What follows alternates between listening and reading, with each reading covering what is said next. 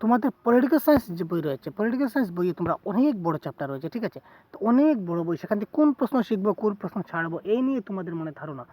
তো ভারতীয় রাজনীতির সাম্প্রতিক ঘটনাবলী, ভারতীয় রাজনৈতিক সাম্প্রতিক ঘটনাবলী, এই যে চ্যাপ্টার, এই চ্যাপ্টার থেকে আজ হাতে গোনা মাত্র 4টি প্রশ্ন আজ আমি তোমাদের দেখিয়ে দেবো।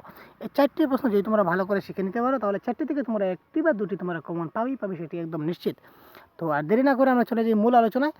তো ভারতীয় রাজনীতির সাম্প্রতিক ঘটনাবলী যে রাষ্ট্রবিজ্ঞান বইটি রয়েছে, ওই রাষ্ট্রবিজ্ঞান বইয়ের মন্ডল কমিশন কখন নিযুক্ত করা হয়? একটি প্রশ্ন কী ছিল, মন্ডল কমিশন কবে নিযুক্ত করা হয়েছিল?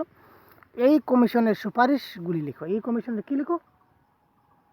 সুপারিশগুলি লিখতে হবে। তারপর নেক্সট 2 নম্বর প্রশ্নে বলা হয়েছে, কী বলেছে, ভারতীয় রাজনীতিতে কখন মন্ডল বিষয়টি উত্থাপিত হয়েছিল?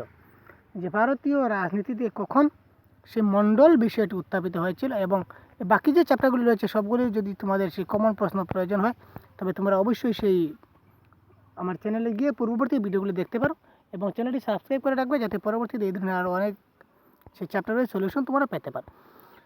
ভারতের জনসংঘ কবে গঠন করা হয়েছিল এবং এই দলের প্রতিষ্ঠাতা সভাপতি কে ছিলেন? অর্থনৈতিক সংস্কার কখন হয়েছিল? উদারীকরণ, বেসরকারীকরণ এবং বিশ্বায়ন বলতে কী বুঝো? দেখো, এই মাত্র 4টি প্রশ্ন এই চ্যাপ্টারের জন্য, ভারতীয় রাজনীতির সাম্প্রতিক ঘটনা বলে। তো পরবর্তীতে এই ধরনের আরও অনেক ইম্পর্টেন্ট প্রশ্ন নিয়ে তোমাদের সামনে আবারও উপস্থিত হব। তখন ভালো থাকবে, সুস্থ থাকবে। ধন্যবাদ, আমাদের সাথে থাকবে।